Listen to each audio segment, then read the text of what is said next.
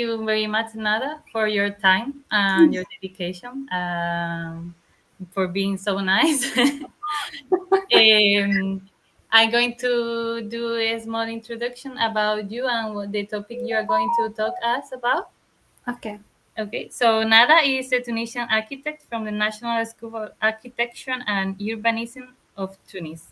She has been involved in many different kind of projects with a sensitive approach, taking in account the context, whether in Tunisia or Ghana, where she participated in multiple community projects using rammed earth construction.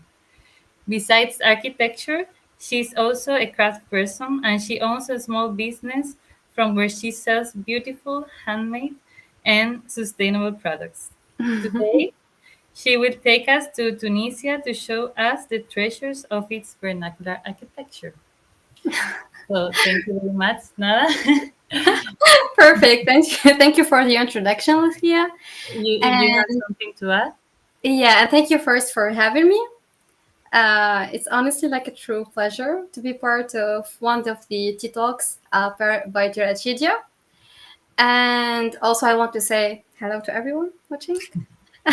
عسلامة الناس الكل. And thank you for joining us.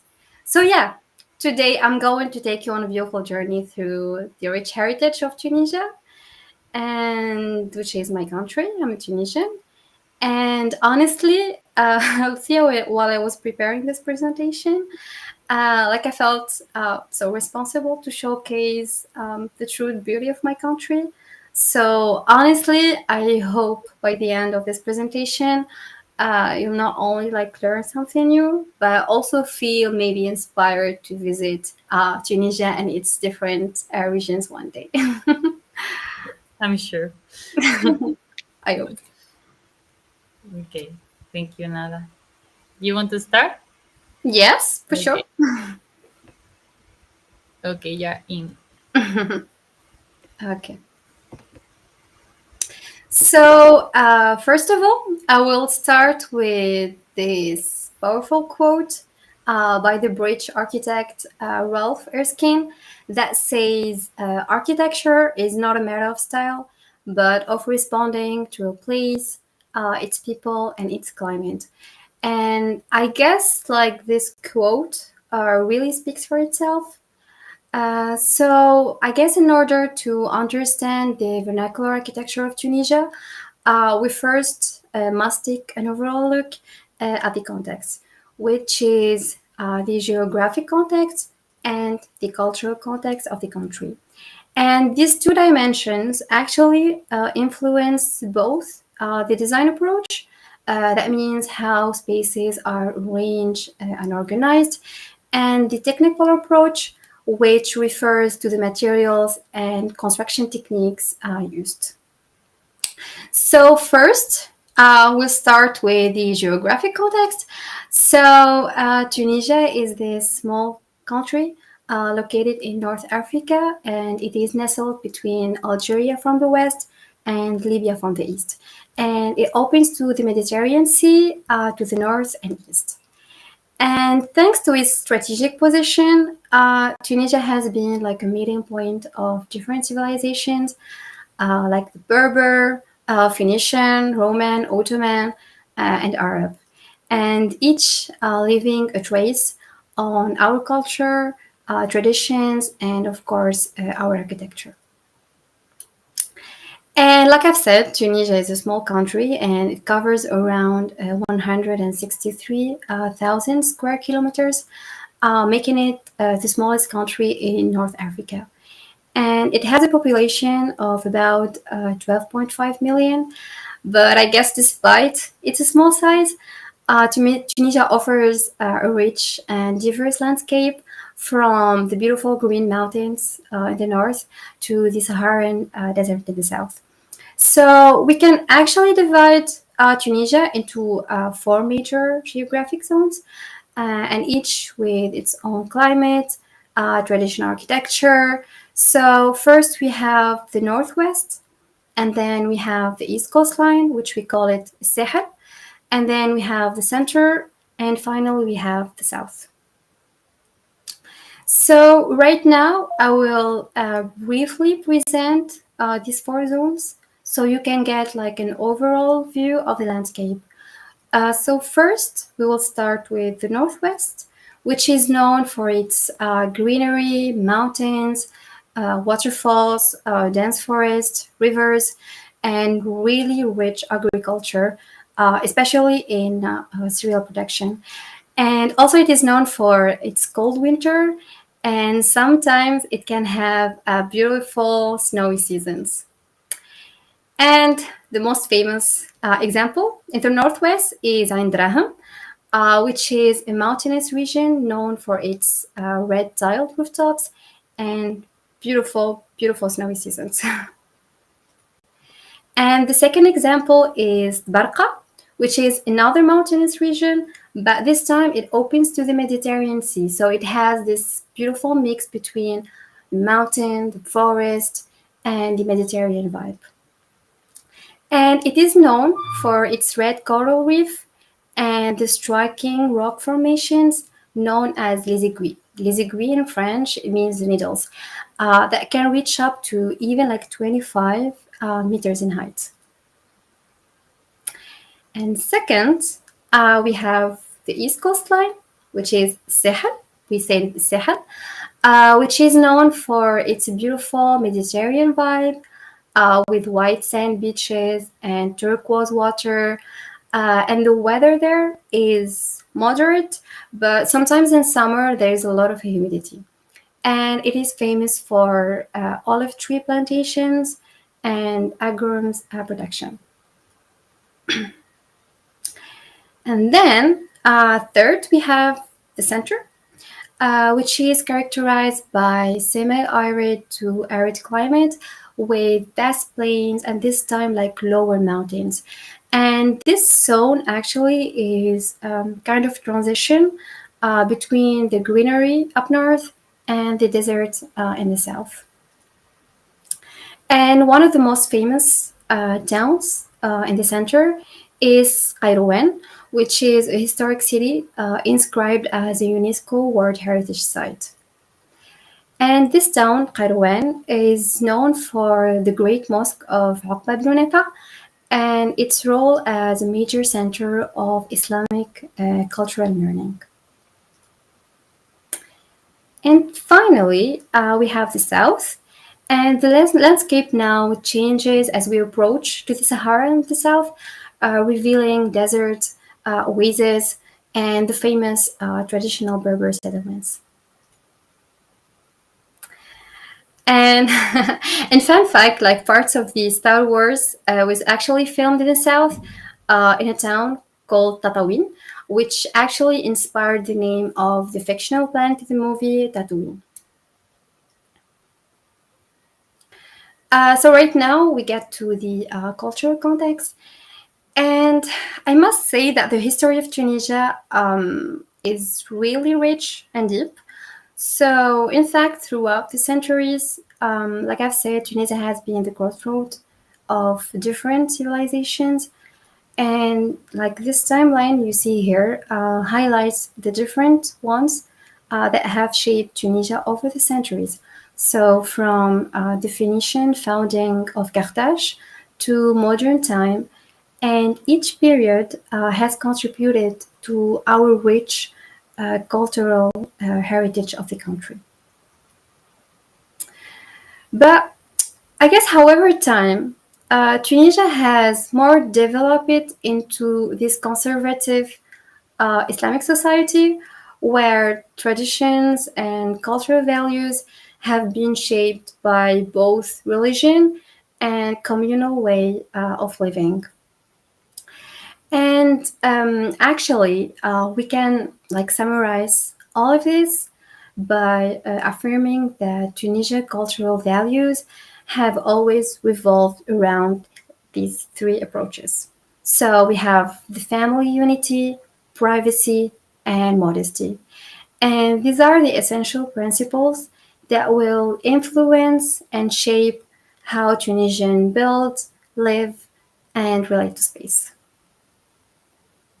So, first, which is modesty or humility, which really is shown in the Tunisian traditional houses because, in fact, our houses, the traditional houses, often feature like plain facades that reveal little to the outside, but the real beauty lies within. And you can really see this in the way our patios are designed. So they're typically adorned with ceramic tile work, like you're seeing here in the background of my wall, and they cover like the walls, and they often featuring geometric patterns and floral designs. And of course, they are all handmade, hand painted by local artisans. And also plants and trees is commonly found within the patio, and I guess it's like an essential thing, especially orange, citrus tree, and our famous jasmine tree. And these not only provide shade, but also offer like a fragrant and a sensory experience. And honestly, right now when I see now these pictures, I can like literally smell the floral scents and it triggers like beautiful, beautiful memories. And I guess if there are any Tunisians here, if they can see these pictures, they will literally feel the same. And actually, Lucia, we have this song called Under the Jasmine Tree, تحت الياسمينة في الليل.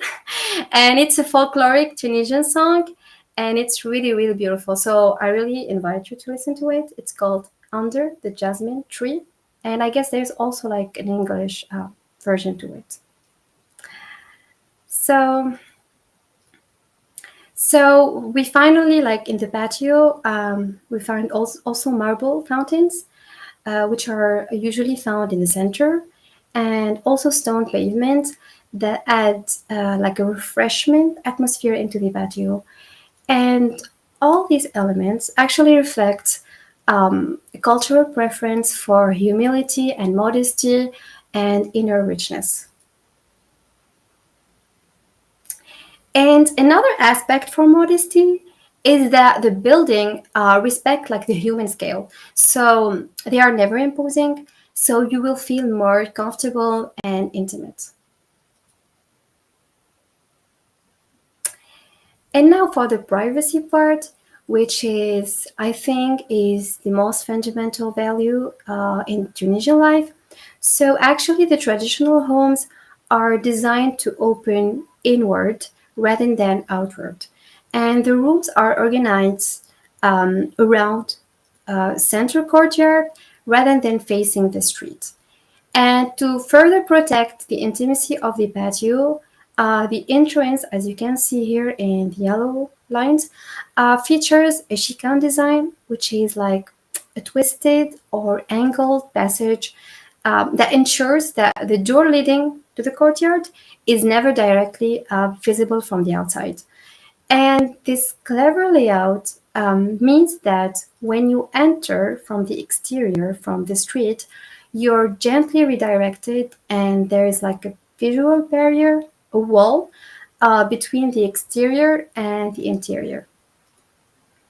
So, with this architectural layout, the family life remains shielded from public view, which is in alignment with our cultural norms of discretion and respect.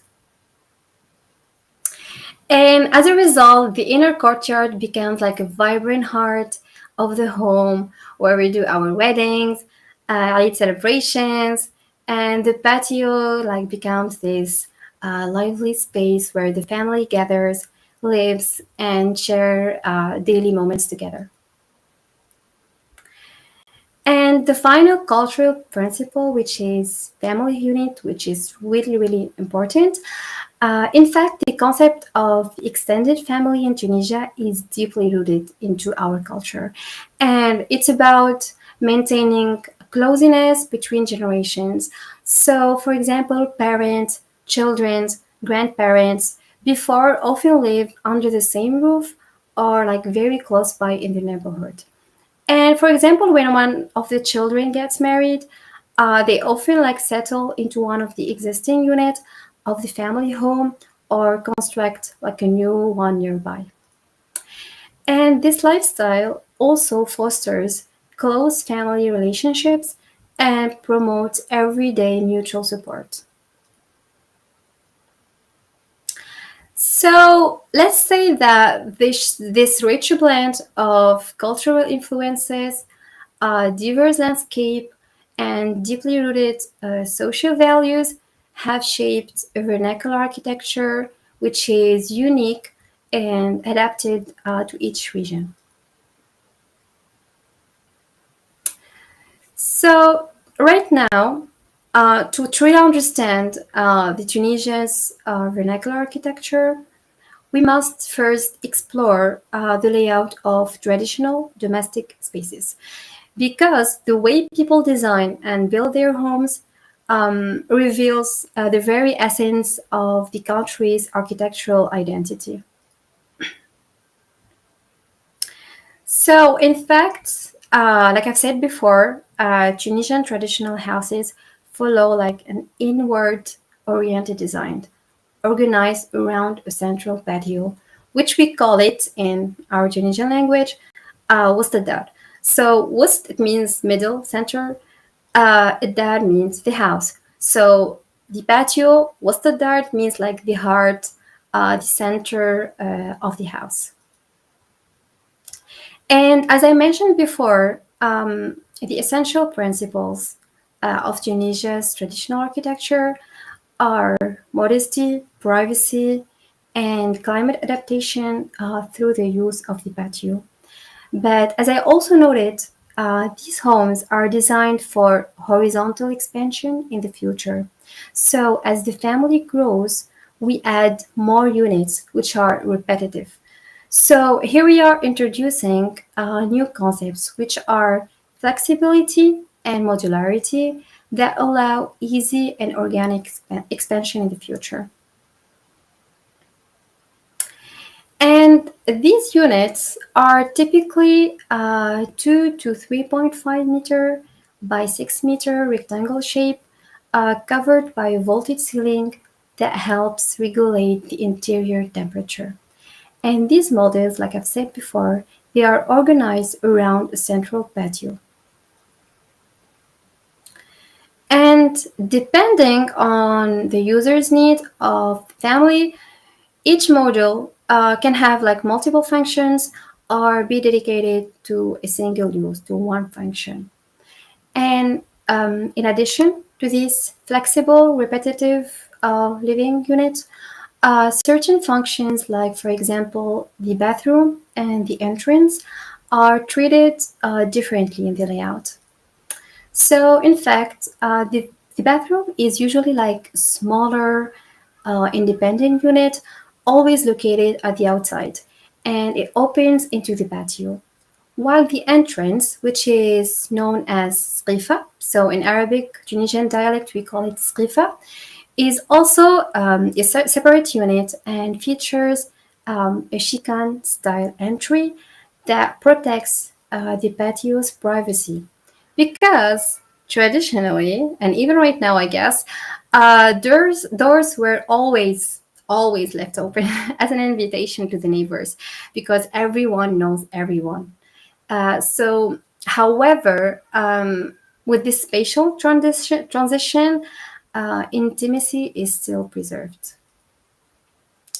And another thing which is so fascinating in this qifa is due to the bright Tunisian sun that we have and the fact that this qifa has no windows.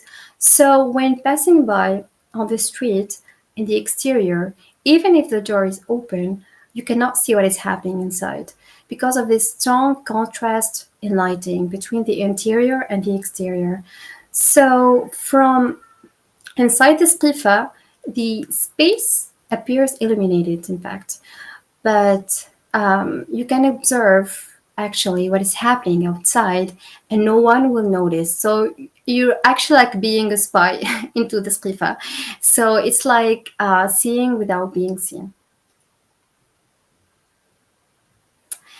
And right now, when it comes to materials, Let's say that the stone remains the most widely used elements in our traditional vernacular architecture because it's naturally found all across the country. It helps keep the building cool in summer and warm in winter, and it is, of course, very durable and strong. And the main difference between regions lies in how the stones are cut, shaped, and assembled. But it's mainly the finishing that makes them different.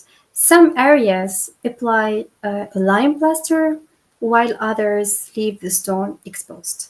So, for the lime finish are typically found on islands, coastline, or in towns, while the exposed stone is more common in rural villages or mountainous regions.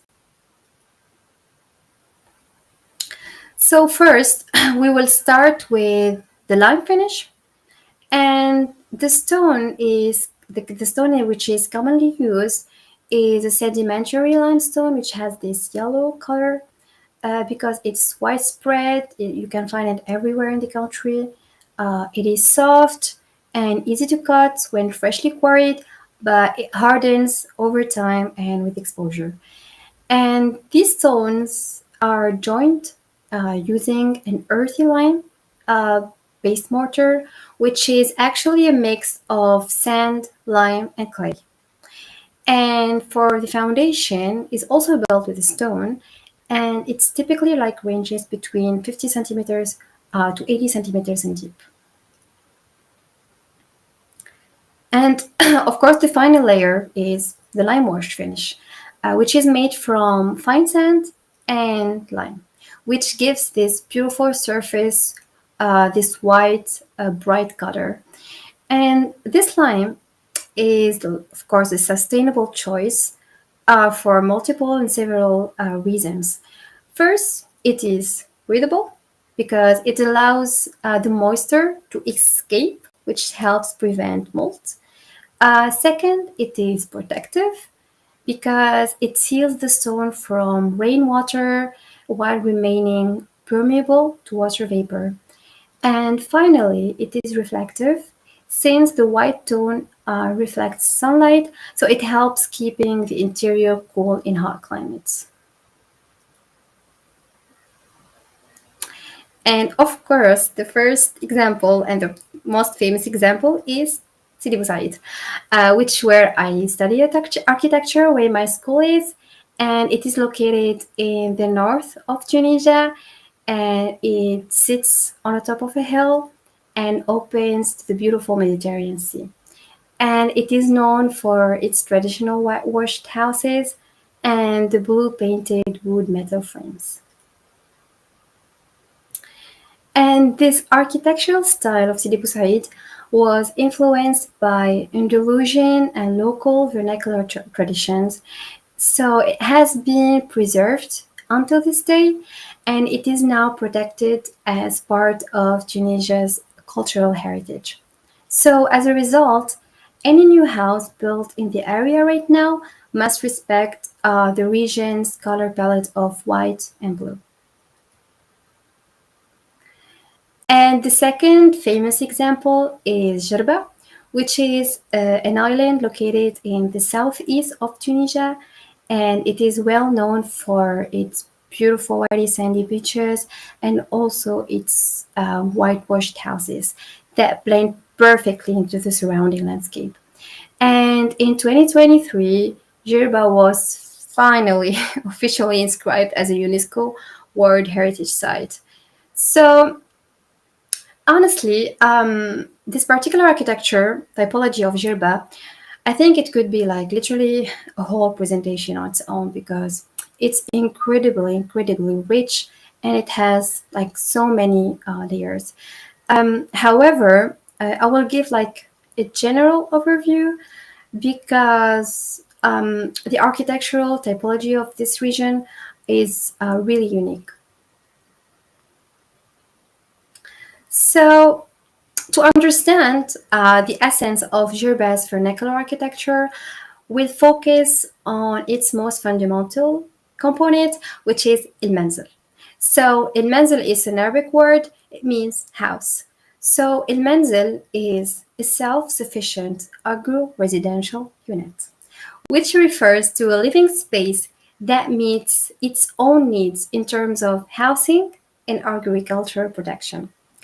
And it is composed of several interconnected structures spread across a plot of land that is typically between 2 to 4 hectares, and it is owned by a single family.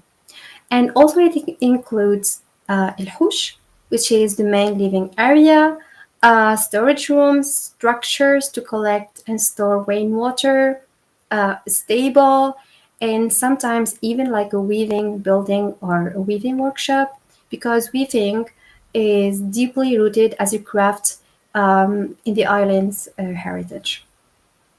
And المنزل is often enclosed by tabia, which is an earth hedge that serves to define the property, and it is topped with cactus and aloe vera to protect against the wind. And this structure of المنزل embodies like a unique way of life, let's say, that emphasize family autonomy, cooperation, and of course sustainability. And also it reflects rooted social structures where generation live and work together in harmony with the land. Now we will look at one of the most essential structure within المنزل, which is الحوش, which serves as the central residential unit within المنزل. So الحوش represents the main house that features an inward oriented design, like we've mentioned before, with the spaces organized around the central courtyard, the patio, and enclosed by thick whitewashed walls with minimal openings to the outside. And it is typically includes a living area, a kitchen, a gallery where the family gathers, a guest room, but most importantly, it is composed of repetitive modular units called idar. And this layout reflects the two concepts we've discussed before, which are flexibility and modularity. And each dar, let's say it functions like an independent apartment within El Houch, reserved for married couple within the extended family. And they are multifunctional spaces that integrate several sub-functions, for example, the children's room, the bathroom, a central space, and the parents' sleeping area, which is actually situated as a sort of mezzanine. And as I mentioned before, the architecture in Jeddah is like complete presentation itself. This is like just a part of it. However, through this small sample I've presented, we can see how this spatial organization truly reflects how architecture actually adapts to social dynamics and evolving family structures. So right now we get to the second wall finish, which is the exposed one. And it is mainly built using the same construction technique as the lime finished wall without, of course, adding the final layer of lime. But actually this approach is kind of different, and it is commonly used in rural villages and in mountainous regions. And as you can see here in this picture, the color palette of the stone wall matches the surrounding landscape, creating like a sense of both harmony and camouflage. So exposing the stone has also a defensive purpose. It allows the building to blend with its surrounding, making it less visible to potential enemies. And the best example for this approach is found in Zrib al-Ulia. So Ulia is also an Arabic word that means higher, and it is a traditional Berber village located in the mountain of Zarwan, and it is situated at an elevation of around 1,300 meter, which is actually the highest point of the region. That's why it's called Zriba al-Ulia. And this technique of exposing the stone here was not only sustainable but also strategic because the village's architecture blends so well and naturally with the landscape that it was so difficult to detect from a distance. So it actually offers protection from potential enemies. So, right now, while stone is commonly used throughout the whole country, adobe is not very common. However, it is widely used in the southwest region, specifically in a place we call it Jrid. That means the city of palm trees, which is a semi desert area comprising three cities of Gafsa, Gibelli, and Tuzar.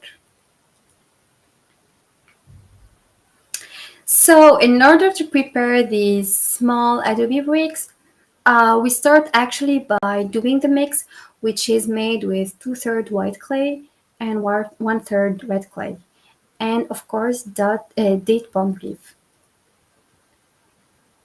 And then we pour the mix into small wood molds with dimensions of 12 centimeters by 6.5 centimeters and a thickness of 3.5 centimeters. So they are like particularly like small adobe bricks, not the usual big one that we know. And after the molding, the bricks are left to dry in the sun and they need to be covered with date palm ashes because it helps absorb the excess moisture and prevent cracking. And once most of the moisture has evaporated from the bricks, each brick is cleaned on all six faces and it is stacked in small ventilated piles to complete the drying process, as we can see here in the pictures.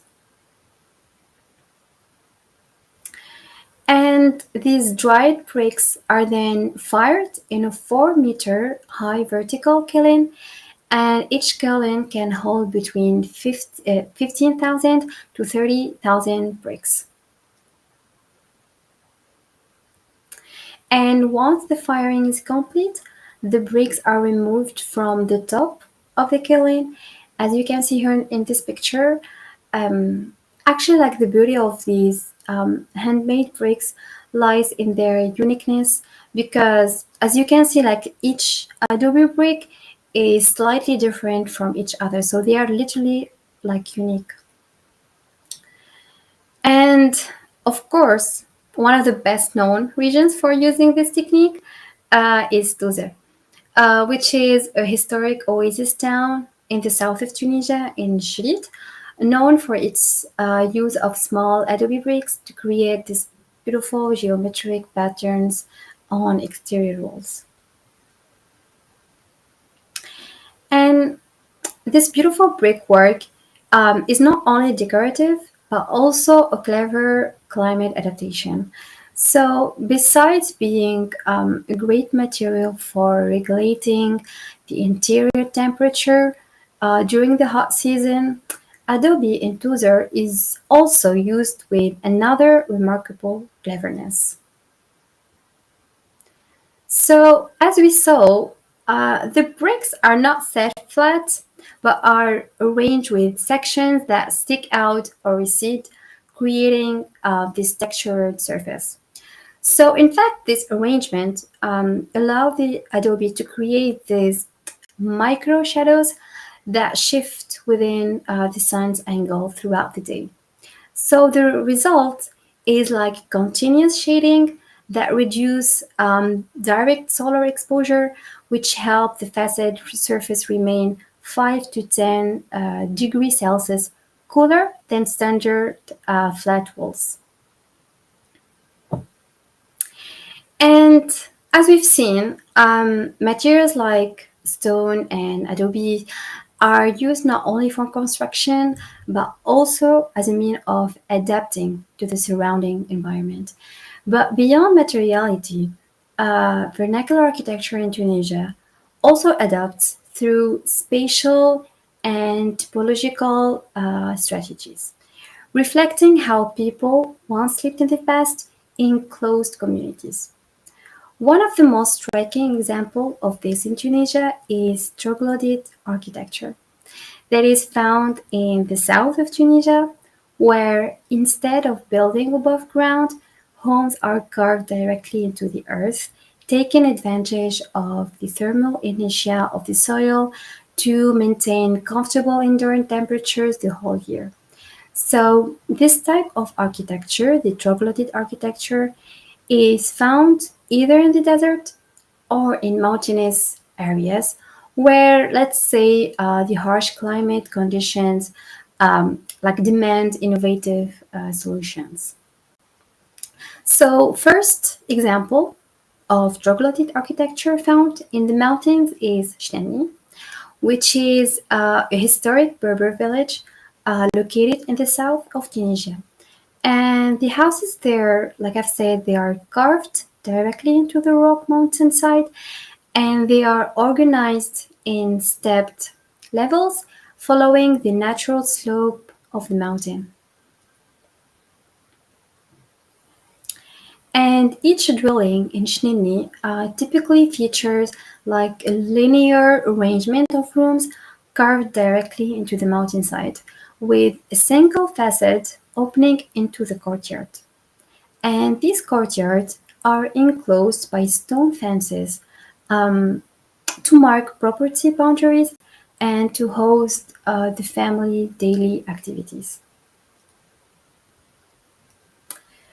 And the depth of the carved space actually offers this natural thermal insulation, which keeps the interior cool in summer and warm in winter.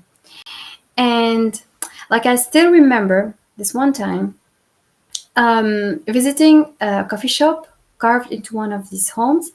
And I went specifically with my school, the architecture school in my second year, to experience this natural cooling. And yet, I was totally convinced there were some hidden AC there. They told me actually that even if it's like 40 degrees outside, the temperature inside stays around 25 degrees. So yeah, it was like actually crazy and incredible feeling. And another thing, many of these homes also include pantries, which are carved into the rock for food storage. And these spaces are cleverly ventilated through cross placed opening, allowing for steady airflow that helps keep the interiors cool and fresh. And the second example, which represents troglodyte architecture in the desert, is the famous Matmata, which is a smaller Berber village in the southern of Tunisia. And unlike the mountain carved home of Shneni, the houses in Matmata are dug vertically into the ground, forming like a circular courtyards that open to the sky. And around these courtyards, the rooms are actually carved horizontally, like we've seen in Shneni, into the earth, creating also cool and shaded interiors. And these troglodyte houses are not only climate responsive, but also remain invisible and hidden, blending perfectly into the landscape and offering protection from potential threats. But let's say that, unfortunately, many of these traditional architectural structures are in poor condition today, but there have been, let's say, a lot of efforts in recent years to restore and preserve our architectural heritage. And I must say, the first example is ASM, l'Association de sauvegarde de la Médina de Tunis, which has been dedicated to preserving the historic fabric of the Medina of Tunis, which is located in the capital. And they have undertaken like numerous diverse restoration projects, helping to actually maintain the cultural integrity of the area. And also, our architectural school, ENO, also organize every year a summer workshop that brings together students and local builders to engage in a hands-on restoration project. But despite all of these efforts, I guess there are still not enough to address like the scale of the problem. But however, I think like it's really encouraging and helpful, hopeful um, to see like more people becoming like aware of the importance of preserving our architectural heritage. And this, guys, brings us to the end of the presentation. I hope I didn't make it too long. Thank you for your attention, and it's been like a pleasure sharing a glimpse of Tunisia, rich traditional architecture with you. And I hope it triggered your curiosity to explore it further because there's so much more to discover, honestly. And today I just gave you like the teaser. So you'll need to dig deeper and maybe like even visit Tunisia and some of these places to actually like see the whole story. Thank you, Nada. Thank you. That was a really um a lot really detailed trip that you took us into a lot of different architectures, materialities, destinations, etc. I think what you said at the beginning, that you hope that we by the end we would be wanting to go visit Tunisia, of course, but we will want you as a guide also. Yes, I will. I think that would be the best way to visit Tunisia. And yes, like while you were showing us the presentation and you were suggesting these images, no, so with the vegetations and the courtyards, the materiality, etc. I kept thinking about all the similarities that we have in the Mediterranean, because lots of the architecture that you showed us I've seen before in here in the south of Spain, in Italy, well, in In Greece. We have Greece, yes. like this richness that we had, or we still kind of have, but with the modern architecture, it's true that we are losing a lot. Yes. But it was nice to see that, for example, with your architecture university, you were also were doing these tours into these, for example, these carved houses area, Chinini. I don't remember the Yeah, Shinini, Shinini. Chinini. Yes. And this also that you're doing summer workshops, etc. So it's kind of Sure. not, I don't know, inspiring, or it's also comforting to see that things are changing Changing. somehow. I don't know, because for example in Spain, while I was, of course, I studied architecture like 10 years ago, but yeah, it was all, the message was about modern architecture and rationalism and simplicity, etc., and function. But Mhm. this architecture, they already had this function, this simplicity, also in using local materials and all this wisdom that they had. I wanted to ask you, how is it now in Tunisia? the relation or the like for young architects, for example, how is the panorama right now? Is it still into, this minimal designing, or is it somehow you see some changes? How? Yeah, I guess like in recent years, especially like our generation, I don't know, but I feel like we're becoming more aware of this heritage because I guess before, I don't know, maybe because of the education system, I don't know, but I feel like in recent years, maybe because of the marketing, social media, and everything. Like I feel like the future architects of my generation are become more aware of this richness in our heritage. So I feel like, especially let's say like this year, like I've seen a lot of projects in Tunisia. They are like okay, they are modern, contemporary, but they have like a lot of like influences by the traditional architecture. So I think like they're trying to, for example, add like a patio, even like a small one, or maybe like get inspired by like the vaulted ceiling or the colors. So I think like right now, like I'm seeing um, really beautiful new projects. They are really inspired by this traditional architecture. Okay. Okay, there is a question from Sarah. Mm-hmm. I will. I don't know if you see the screen. I can read it for you. Yeah, read for me, please. Yeah. As an architect, what do you think is the biggest challenge in preserving Tunisia's architectural heritage? Oh wow. Well, worldwide, I would say not only maybe Tunisia has its particularities for sure, Uh-huh.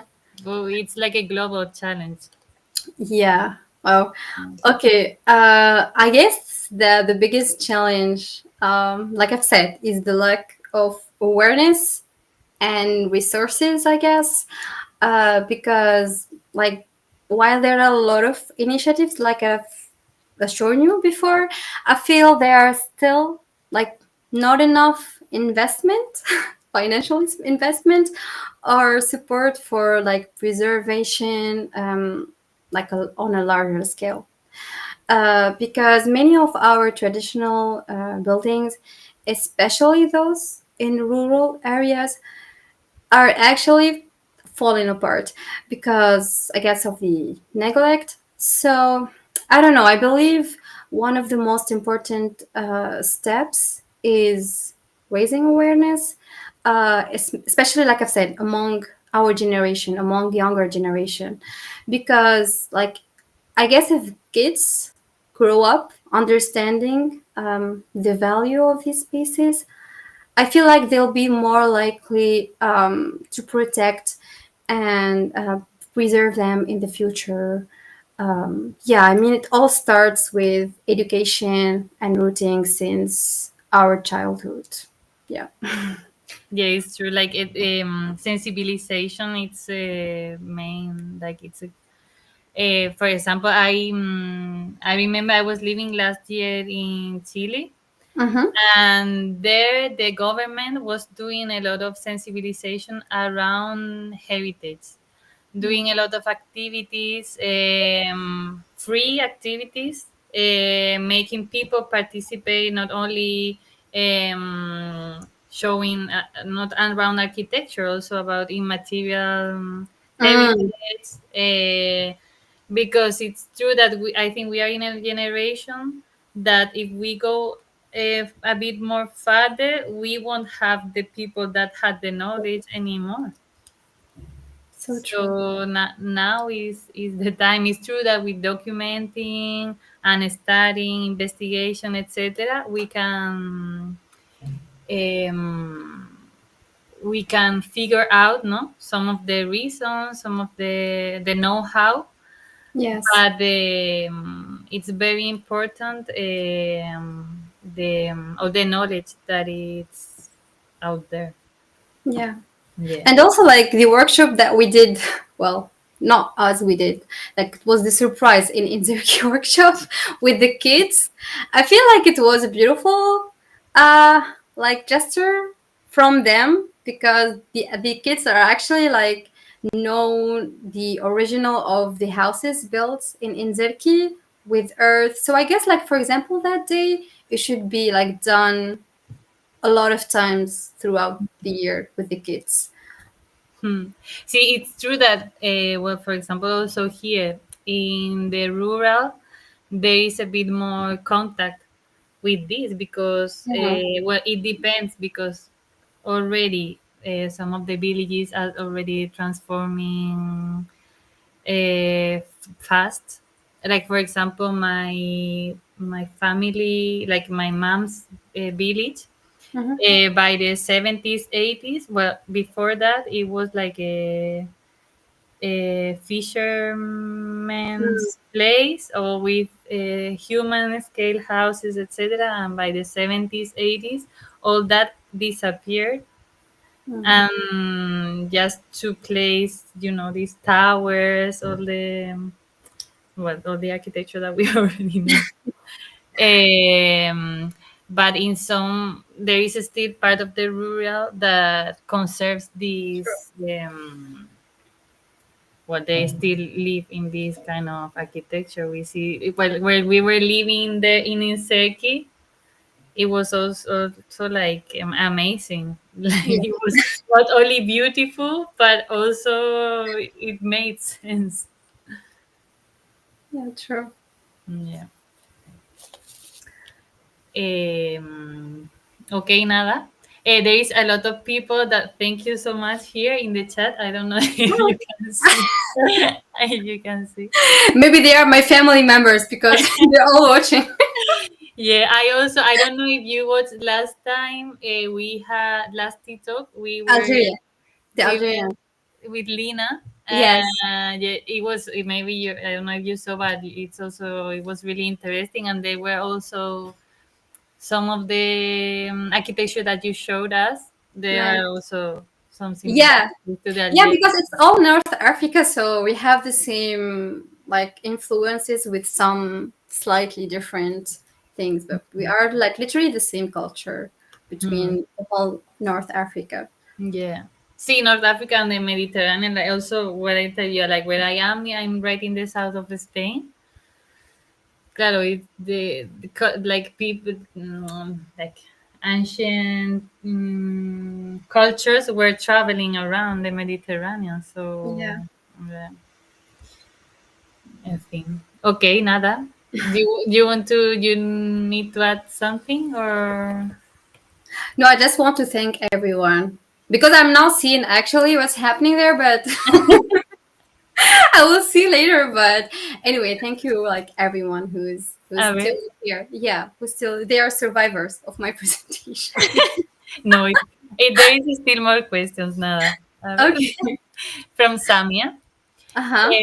How can vernacular architecture contribute to sustainable design today? How what? How can vernacular architecture contribute to sustainable design today? Ah, okay, that's good. Um, okay, I guess vernacular architecture is already sustainable by nature because, like I've said, it uses like local materials with like almost zero waste. So you build literally with what the land gives you. So the building literally like comes from the ground beneath it. So because I feel like our ancestors already faced so many challenges and problems in the past, and they found like smart solution and adapted ones. So they literally gave us, let's say, the cherry on the cake, with so much like valuable like lessons to learn from.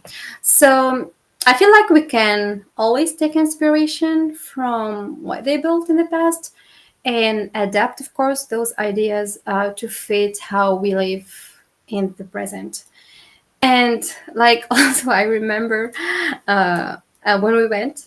to Morocco, to the Inzerki workshop. You remember this massive concrete building, right? The famous, the guy's house.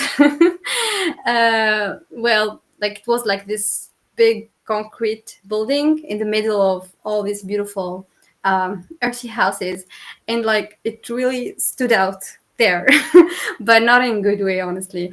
It really like I remember it bothered a lot of persons there. But if you remember, like even the owner right now, he regrets building it with concrete and without a patio. So yeah, because the house is like has serious problems with mold. So I guess we need to always remember our traditional heritage and knows what we have in our country to like take some influences and adapt those approaches into our contemporary houses. Yeah. Yeah, of course, I would say that it's not only about materiality; it's also about these passive strategies Yeah. that they adapted depending on climate, etc. But it's also materiality. It's important because Yeah. then when you have to dismantle of that, all of the construction, it's not the same. When you obtain earth or stones, or when you all the trust that you have is concrete and iron, the impact is much worse and you cannot reuse it. Yeah. um yeah. No, I was thinking about this housing in Turkey because they didn't even, it was huge and they were not It even was so huge. using Yeah. one third of it. Like I remember like trying to take this beautiful picture in the patio of the house we're building, and I was like taking this beautiful view and this concrete house in the middle. Like I even thought of deleting it with Photoshop, like it's really possible. I think it was the same for all of us. Yeah. Yeah. En fin. Okay, nada. So that was a really inspiring talk of yours. Thank you. Thank you again, and hope seeing you soon in Yeah, we will. Morocco or Tunisia or wherever. Yeah, we will for sure. I will see you for sure. Thank you, nada. Yeah, thank you for everyone, and thank you for having me. Maybe we'll do it another time about German Hopefully, architecture. Who knows? you are you are more than welcome. Thank you, Thea. Okay. Yes. So this TikTok, as I said in the beginning, will be recorded, so will be on YouTube available. Okay, if, Nice. in case you want to send it or watch it again or whatever. Perfect. Thank you very much. Thank you. Thank you, Thea. Bye. Thank you.